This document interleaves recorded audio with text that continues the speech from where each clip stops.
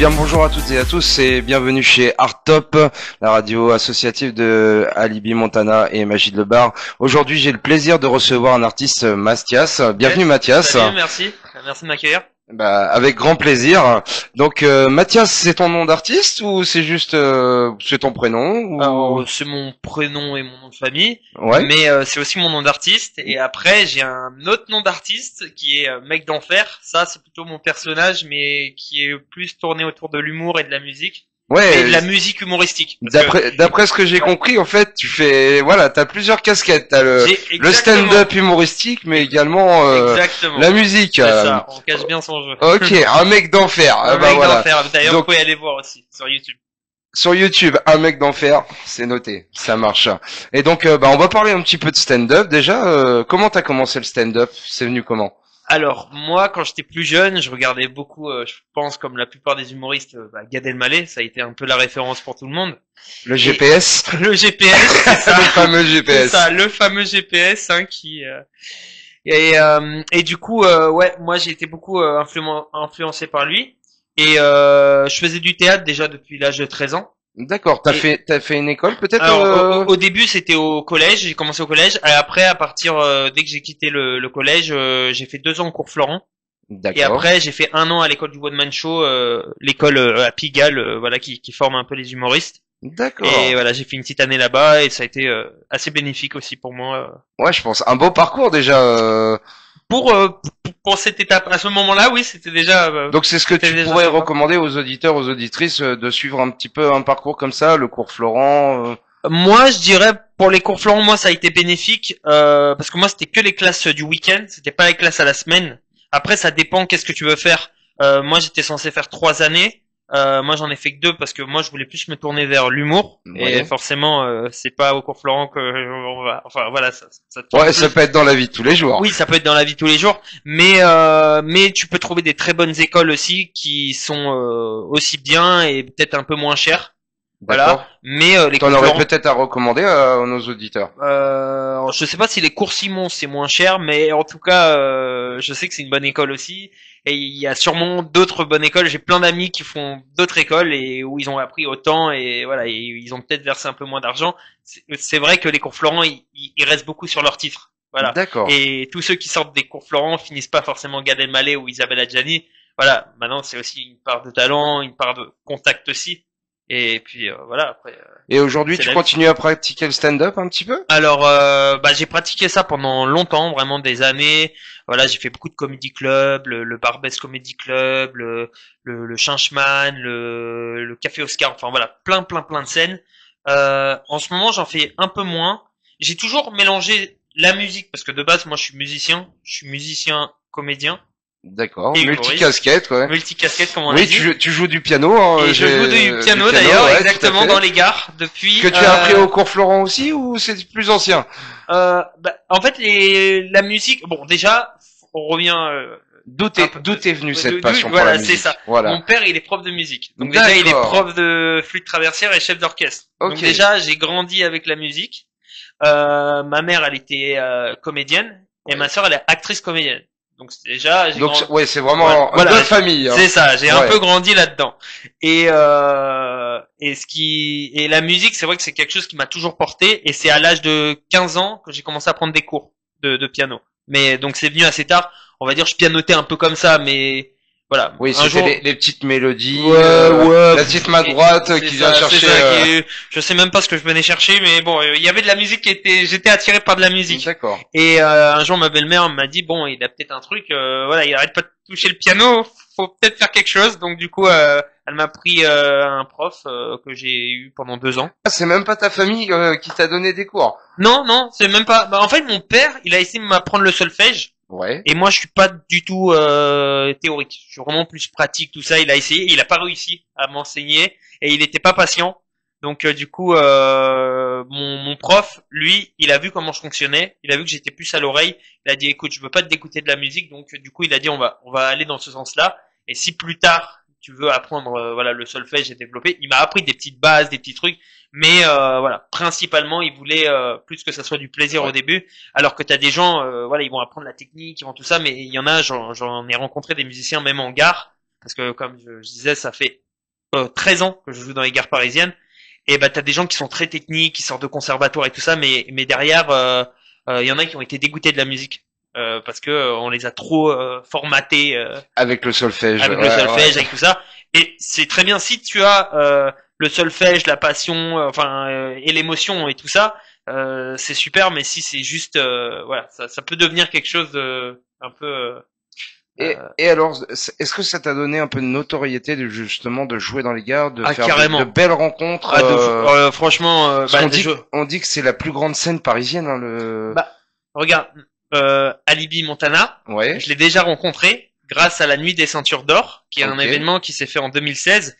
Et cet événement, bah, je suis parvenu à être là-bas grâce à Charlie, un mec justement qui passait dans la gare, qui m'a vu jouer avec un autre pianiste à l'époque qui s'appelait Karl. On lui passe le bonjour d'ailleurs, voilà, à Karl. Hein. Voilà, c'est ça, Karl le pianiste. Et du coup, il nous a vu jouer en duo.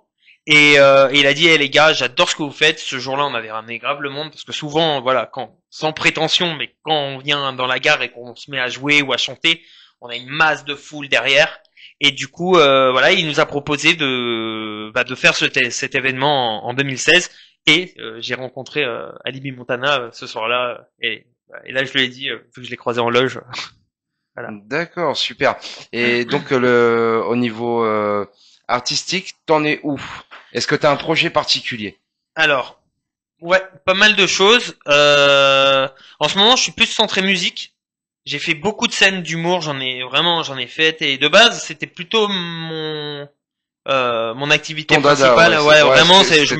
Et aujourd'hui, je sens que c'est plus la musique qui me porte plus. D'ailleurs, j'ai une citation qui est de moi et où je dis toujours: dans la musique, je me livre et dans l'humour, je me délivre. Alors n'hésitez pas à marquer en commentaire ce que vous pensez de cette citation. Voilà, Mathias Plot. Voilà, peut-être que dans 20 ans, les gens diront... dans 20 ans, peut-être, on notera, il y avait un homme qui était philosophe. Voilà, qui s'appelait Mathias Plot. Qui sait? On sait jamais. L'espoir fait vivre, comme on dit. Exactement, l'espoir fait vivre. Et donc de jouer dans les gares, t'as fait des belles rencontres. Ah ouais, mais également, donc tu joues à 4 mains, à 6 mains. Alors, il y en a des fois, c'est ça. En fait, ce qui est beau dans les gares, c'est que tu sais jamais ce qui va se passer. Des fois, tu peux avoir un saxophoniste, un violoncelliste, voilà, merci. Tu sais que tu connais mieux les termes que moi, c'est cool. Oui, et du coup, c'est ça aussi, c'est que des fois, t'as une chanteuse qui vient ou qui arrive et tu sais pas qu'est-ce qui va se passer, et puis il te demande est-ce que je peux chanter avec toi, et puis ça. Est-ce que vous connaissez tel titre ou tel titre? Ouais, alors il y en a. Moi, j'ai une oreille relative.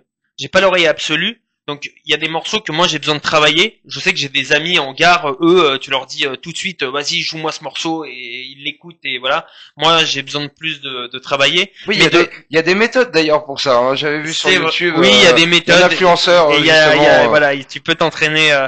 Mais moi de base je suis plus un auteur-compositeur, donc je chante moins de reprises. J'en fais. D'ailleurs, je me les accapare toujours. Je fais toujours mes versions. C'est jamais des versions. Oui, notamment écrit l'histoire. Et notamment écrit l'histoire que j'ai revisité, et pour moi cette chanson elle a beaucoup de sens pour moi parce que déjà j'ai grandi avec les chansons de Grégory Le Marchal. Alors moi évidemment j'ai pas la vie de Grégory Le Marchal, mais j'ai des problèmes de santé aussi et je me bats dans la vie tous les jours par rapport à ma santé, et c'est pour ça que la scène m'aide énormément et je me délivre, comme j'ai dit. Voilà, et on apprend un peu à savoir qui je suis à travers mes chansons, et c'est pour ça que tout à l'heure on parlait de Mathias Plot et mon personnage Mec d'Enfer. Et en fait c'est dissocié, parce que Mec d'Enfer c'est vraiment le personnage un peu hilarant, un peu c'est marrant parce là on est sur la radio de Alibi Montana, et je sais qu'il a travaillé avec Max Boublil, et moi j'ai été énormément influencé par Max Boublil. Voilà, j'ai grandi avec ses chansons, et il m'a beaucoup inspiré pour Mec d'Enfer. C'est ce qui t'inspire pour créer tes textes, pour, en fait, hein, pour les chansons, pour les chansons comiques. Pour les chansons comiques, voilà, pour les chansons comiques. Après, pour les vraies chansons, c'est vraiment moi, ma vie. Je suis plus dans un style qui se rapproche de Stromae, Slimane et Big Flo et Oli. Vraiment, c'est un peu ma... Tu slames un petit peu? Je rappe un peu. Ouais, je peux slammer un petit peu, mais je rappe. Voilà, je rappe un petit peu. Tu nous fais une petite démo comme ça, à chaud? Ok. Allez. sans jamais m'arrêter, t'inquiète pas, je connais les bails. Je garde dans ma tête les souvenirs où on s'enjaille. C'est facile de détruire, facile de haïr. Combien je donnerais pour un putain de sourire? Et trop de gens sont tombés, ont pas pu se relever. Quand je regarde les médias, je me demande ce que je fous là. Monde de haine et des gens dans la peine. Les plus forts sont debout et les plus faibles sont où? Ne vivent plus quand je suis peux mourir pour de l'argent, mais pas pour les gens. Pourquoi je suis ici? Un monde de poussière qui s'écrée en plusieurs millénaires. On t'invite au bal et tu te prends une balle. Yeah, n'hésitez pas à commenter. Merci le public, merci beaucoup. Incroyable, l'Olympia est là. C'est ça. Merci. Et alors, tu as des scènes prévues peut-être dans le mois à venir, dans les mois à venir? Alors là, déjà, je reviens d'une grosse scène parce que je m'étais fait repérer là il y a pas longtemps à la gare Montparnasse pour un événement que j'ai fait. C'était le mois dernier. Oui. C'était le 20 mars. C'était au Palais des Congrès. Au Palais des Congrès, d'ici, ouais, super. ici les Moulineaux. Oui. Mais c'est quand même un Palais des Congrès. C'est quand même un Palais des Congrès. Un Palais des Congrès, donc je suis content. Et ça s'est très bien passé. Il y avait à peu près 450 personnes. Et en fait, comme ils ont bien kiffé, et bah justement, là ils vont me ressolliciter apparemment dans le mois qui va arriver le mois de mai pour faire des photos. Apparemment, ils ont dit qu'ils vont m'afficher encadré à côté des gens qui se sont produits à côté de Marc Lavoine, Grand Corps Malade. À côté des grands artistes. Les gens vont mais passer, tu es un grand artiste les aussi. Les gens vont passer, ils vont dire mais qui est Marc Lavoine? Non, c'est vrai, j'étais assez impressionné quand ils m'ont dit ça. J'ai dit ok, donc pour moi c'est une vraie reconnaissance dans le sens où genre parce que pour moi bon, je suis Mathias Plo, je suis d'accord, je fais tout pour aller On fait plus tout en plus pour haut, de, pour aller pour être de plus en plus haut. Hein. Mais c'est vrai que pour moi j'ai encore du chemin, mais il y a eu quand même pas mal il y a du chemin qui a été fait déjà. Donc ça voilà, ça c'est une belle reconnaissance. On monte une marche, on en redescend c'est trois, ça. mais Step by step, on recule. La finalité, elle est toujours bonne. C'est ça. Et du coup, ils vont peut-être me réinviter parce qu'en fait, j'ai joué dans l'établissement. J'étais accompagné de musiciens que j'ai fait venir. D'ailleurs, je l'ai posté les extraits de mon concert sur YouTube, vous pouvez aller voir. Alors ta chaîne YouTube, tu peux la rappeler? Alors du coup là, ça sera sur Mathias Plot. Mathias Plot, d'accord. Ouais, donc M-A-2-T-I-A-S-P-L-O-T. Il y a pas de H. Voilà, n'hésitez pas à aller voir. Je fume pas, voilà, il y a pas de H. Hein. Si vous avez la rêve, voilà. Fumez pas, c'est mal de fumer. Fumer, c'est mal. Voilà. Et du coup, ouais, donc j'étais accompagné d'un violoniste, de mon guitariste, et il y avait un bassiste contrebassiste. Donc là, on était vraiment en groupe. Ouais, et c'était super cool parce que du coup, ça portait vraiment mes chansons. Et pour l'occasion, je me suis dit, faut être à la hauteur de l'événement. Et parce que en fait quand il m'a repéré, il m'a proposé qu'à moi et c'est après que moi j'ai dit est-ce que je peux faire venir des musicos et voilà et donc toujours plus harmonieux hein, voilà c'est ça et ça rajoute une ampleur et puis même on kiffe plus aussi donc voilà et puis après moi je fais mes instrus je fais de la prod donc du coup il y a eu des instrumentales un peu beatmaker aussi voilà, c'est ça c'est vraiment multicasquette voilà multicasquette vraiment et je touche au montage c'est ça être artiste indépendant c'est justement toucher à tout et monter son équipe après c'est ça exactement et du coup donc là nous comme j'essaie de te dire tout à l'heure en fait on a joué dans l'établissement mais j'ai pas joué sur la scène mais c'était quand même voilà parce que c'était après c'était par rapport à une association en fait qui travaille pour les jeunes à trouver des refuges. Ouais. Et en fait, ils étaient eux dans la salle la salle du Palais des Congrès et en fait à la fin, il y avait un sorte de meeting où ils parlaient de l'association, ils parlaient de plein de choses et à la fin du meeting, en fait, il y avait un écran. Et sur l'écran, ils ont projeté, en fait, j'ai une vidéo où je parle, c'est un peu mon autobiographie, où je parle de toutes ces années dans les gares, qu'est-ce que ça m'a apporté et tout ça. Et les gens, ils sortaient du film, ils sortaient de la salle, et là, ils nous voyaient jouer directement. D'accord. Donc en fait, c'était un peu tu sors du film, et voilà, et là, direct, on est là, et donc, voilà, donc c'était un peu un effet de surprise, et donc, les gars, quand ils arrivaient, il y avait un bar cocktail, et donc les gens nous écoutaient, ils buvaient, voilà. Mais comme le Palais des Congrès a aimé, leur idée, apparemment de ce qu'on m'a dit, c'est que je serais sûrement réinvité, mais cette fois peut-être pour jouer dans la vraie salle. Génial. On croise les doigts. Pour le moment, c'est pas encore fait, donc voilà. Mais en tout cas, si ça se fait, ça va se faire. Il faut toujours être positif, voilà. Ça va se faire. Ça va se faire. Inch'Allah. Et donc, tu joues depuis 13 ans du piano dans les gares. T'as sûrement une anecdote à nous raconter particulière par rapport à ça. Ah ouais, alors, des anecdotes, tu dois en avoir un paquet, je pense.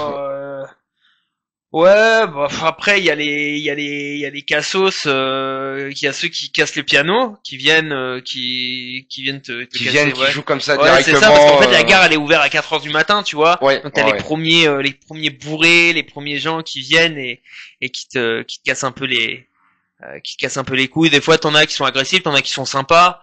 Il y a des moments qui peuvent être touchants. Je sais que j'ai une vidéo sur internet là qui a fait sur YouTube un peu plus de 300 000 où je joue avec un SDF et en fait au début il est venu, le mec il venait, il voulait jouer avec moi. Donc moi je me dis bah vas-y y a pas de souci, c'est pas grave, tu sais, je veux Ouais, dire, même ouais. si je me suis dit on va faire de la merde mais c'est pas grave, c'est le moment qui est important. Tu vois, lui ça va peut-être lui faire du bien, il va se Ça dire lui fera du bien voilà, pour ça sa lui fera journée, du bien, ouais, c'est voilà. important, Même, ouais. même si on fait ting ting Mm, ting ting mm. ou au clair de la lune, voilà, on s'en fout. Ou moi je joue bien et lui il fait n'importe quoi, c'est pas grave. C'est le moment qui était important. Et là, surprise, le mec s'est joué. Et là je suis en mode mais non. Et tout le monde est surpris. Et là, donc on joue, on fait le truc, tout le monde kiffe. Et là, une fois que ça s'arrête, je dis, est-ce qu'on peut refaire? Et je demande au gars, je dis, t'es chaud, on refait? Et là, je dis, on filme. Et là, on a filmé, je l'ai mis sur internet et du coup, ça a touché les gens. Incroyable, Mais du coup, incroyable. la version qu'on a sur internet, c'est la deuxième. On joue pour la deuxième fois. Voilà. Génial. Mais je trouve que c'est touchant. Je trouve que et ce qui me touche le plus dans les gares, c'est les gens qui te remercient, qui disent j'ai passé une mauvaise journée, vraiment ça m'a ensoleillé, ça m'a fait du bien. Voilà, je sens que les gares vraiment des fois les gens sont stressés. C'est porteur de messages. C'est ça exactement. Tu sens que ça. T'as passé une mauvaise journée, hop, tu t'arrêtes quelques minutes juste pour écouter une belle Exactement. mélodie ou une belle voix et puis c'est parti. Exactement. Et puis c'est comme ça que j'ai évolué aussi au piano. Parce que j'avais 2 ans de piano avec un prof, comme j'ai dit. Après, je me suis un peu, voilà, j'ai toujours fait un peu de prod, un peu de tout ça. Mais chez moi, j'ai pas la chance d'avoir des vrais pianos. Et à force de m'entraîner et de jouer et de jouer et de jouer tous les jours, bah, sur des vrais pianos et en plus dans les gares et de partager avec les gens, bah, ma technique, elle s'est développée. Et puis même à force de chanter aussi, t'entraînes plus la voix et tu t'entraînes aussi à chanter plus. Enfin, voilà, c'est des endroits où les gens normalement ils Tu sont prends de pas. plus en plus de techniques Voilà, c'est ça, et exactement. de plaisir. Parce que le chant, j'ai fait 4 ans de chant avec une prof lyrique. Elle s'appelle Marie France Lahore, très bonne coach vocale. Voilà, je vous recommande. Sur la région parisienne aussi. ouais, sur la région parisienne. Ouais. Elle est privée. Voilà. Donc, voilà, quoi. Ça fait déjà pas mal de. Ça fait pas mal déjà, ouais, ça fait pas mal, hein, mais on n'a pas fini encore. Hein. Ah bah non, c'est vrai. Hein. Eh, non. Ouais, ça fait que 2 minutes, je crois. Ouais. Non. Donc 13 ans que tu joues dans les gares, donc tu vas continuer encore à jouer dans les gares. Mettons demain, t'as la célébrité. Tu continueras encore à jouer dans les gares pour le plaisir, pour donner de l'émotion. Par exemple, je pense Ouais. à Vianney qui là récemment a fait un petit concert à Notre-Dame de Paris. Ouais, Est-ce que tu es dans cette même optique-là moi, je suis dans l'optique de, j'oublie pas d'où je viens, tu vois. Et par exemple, on a eu des gens qui ont fait The Voice, qui ont fait notamment, j'ai commencé avec, je sais pas si il y en a peut-être qui ont la ref, mais Vincent Vinel, qui est un jeune qui a fait une reprise de Lose Yourself en 2017 Mhm. à The Voice, il a fini 3e. Il est malvoyant. Oui, Et ouais. voilà, et c'est une des vidéos les plus vues de YouTube dans l'histoire de The Voice, en tout cas du monde. Et je pense que même Eminem il a dû l'avoir, je pense. Et bah lui il vient toujours, voilà, maintenant il fait des trucs et tout ça, mais il vient toujours dans les gares. Et moi je pars du principe que c'est pas parce que hier j'ai fait le Casino de Paris ou le Petit Olympia ou voilà ou le Palais des Congrès comme j'ai dit que ça m'empêche pas demain de revenir. Voilà, là demain je vais aller au Field. Voilà, c'est bon. Bon, le Field encore il y a 300 personnes. Bon, mais C'est déjà voilà, pas mal. c'est hein, déjà pas mal. un C'est bon déjà pas public, mal. hein. Mais je veux dire, je peux très bien me retrouver dans un café avec 50 personnes, 20 personnes, voilà. Et même des fois, tu sais pas, mais des fois, tu peux avoir des grandes scènes et le public il est pas du tout là, et des petites scènes où sinon Ou le c'est public plus intimiste. et c'est plus justement, intimiste, tu ouais. Et partages des fois il plus se passe avec un tes truc, fans. c'est ça. Et Ouais. des fois même t'as peut-être la personne qui va changer ou qui va où tu vas avoir une grosse opportunité, alors que tu vas peut-être te produire devant un gros truc où tu auras peut-être moins d'opportunités. Enfin, ça dépend. Après, voilà, tout est bon à prendre. En fait, pour moi, je dis toujours, il n'y a pas de petit public. Il y a que voilà, que de. Donc ça, c'est vraiment le conseil que tu peux donner aux auditeurs, aux auditrices, Oh. justement d'essayer de faire de plus en plus de scènes, des open mic. C'est ça. Jamais lâcher de jamais lâcher. et juste faire ce que t'aimes. Pour moi, c'est ça, c'est comme ça qu'on grandit et qu'on apprend et c'est à force de faire, de donner aux gens. Pour moi, c'est toujours le plaisir de transmettre aux gens. Tu vois, on reçoit, mais c'est ensemble. D'ailleurs, les gens dans les gares, quand ils me disent merci, je leur dis toujours, la musique c'est ensemble. C'est vous, c'est moi, vous vous êtes arrêtés, j'avais besoin de vous. C'est du partage. C'est du partage. Et ma philosophie, et ça c'est une citation que je dis aussi toujours, mais c'est là, elle est pas de moi par contre. Je dis l'important c'est pas la destination, mais c'est le chemin qui t'y mène. Voilà, ça c'est Très beau, très beau. Alors wow, le public il grandit en plus. Ah oui, toujours, toujours. Plus tu dis des trucs marquants et plus ça C'est soit à la fin, on va fi- finir, on va être 50 dans la C'est salle. la philosophie, ça, c'est pour ça. Il y a même un chien, c'est incroyable. Et c'est pas moi qui l'ai ramené. Et donc, quels sont les projets à venir alors? Est-ce que tu as un projet particulier à venir? Peut-être un single ou... Alors, Là, t'as ouais. commencé à composer, j'ai vu dernièrement. Ouais, j'ai sorti donc le single de Écrire l'histoire qui est ma revisite, mais justement, je suis en préparation depuis un moment. Tout est sur mon PC, tout ça, je sors petit à petit d'un EP, voilà, avec mes compos et tout ce que j'ai composé récemment. Mais il faut que je me mette sur Spotify, Deezer, faut vraiment que je m'y mette. Là pour le moment il y a quelques trucs qui sont sortis sur Instagram, Facebook et YouTube, c'est un peu mes trois plateformes. Oui. Après je passe sur TikTok, mais Donc, on rappelle Mathias Plo ou alors le mec d'enfer. c'est ça, mec d'enfer, ouais, c'est ça. Et mais pour le moment voilà, donc je poste un peu comme ça sur mes réseaux, mais je suis pas encore sur Spotify ou tout ça, mais en tout cas Donc, voilà. à venir très très prochainement. Ouais, c'est ça. Incessamment sous peu. C'est ouais. ça. Mais ça va arriver, voilà. Mais il y a toujours, de toute façon, je poste tout le temps, je suis assez régulier sur Instagram, Sur les Facebook, publications, voilà. ouais. En publication, ça par contre. Aujourd'hui, c'est important, hein, les réseaux. Ah ouais, carrément, bah, il y a les gens qui te découvrent sur les réseaux, il y a les gens qui te découvrent sur scène, il y a les gens qui me découvrent dans les gares aussi. Donc ceux qui te découvrent sur les réseaux, ils viennent te voir sur scène. Ceux qui viennent te voir sur scène te découvrent sur les réseaux. Ouais. Ceux qui viennent te voir dans les gares te découvrent sur les scènes et sur les réseaux. ça se finit jamais en fait. D'accord. Et le prochain concert, alors, il est quand? Il est maintenant, là. Tout de Il est suite, maintenant, en tout de suite. exclusivité pour En vous. exclu, Maintenant. voilà. C'est ça le live. Je sais pas. J'ai des scènes comme j'ai dit, demain, je vais faire. Mais c'est pas vraiment un concert. Demain, c'est la scène ouverte du Field.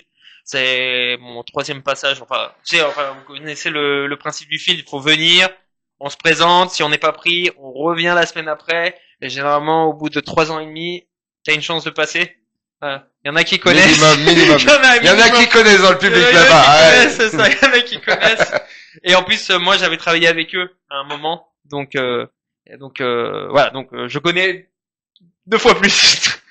Voilà. Et du coup, je sais même plus ce que je voulais dire. On s'éparpille et Mais c'est pas grave, on est là pour ça aussi, hein.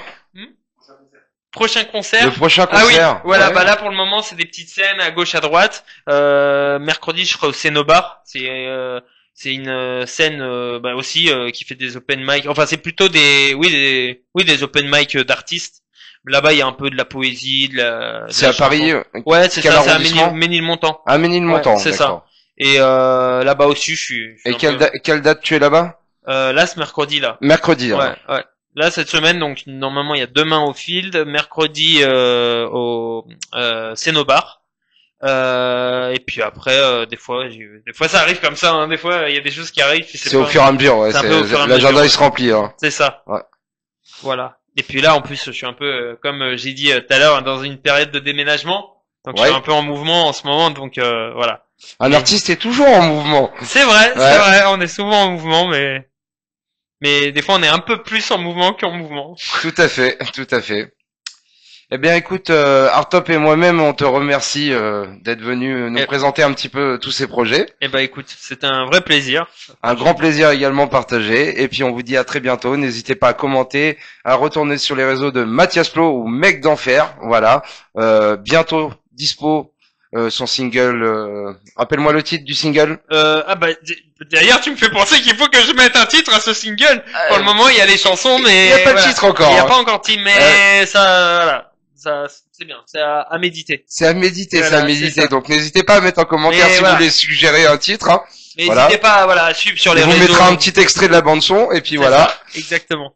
Et puis sinon, le meilleur, prenez soin de vous, c'est important. À très vite. Merci beaucoup. Merci, ciao. Ciao.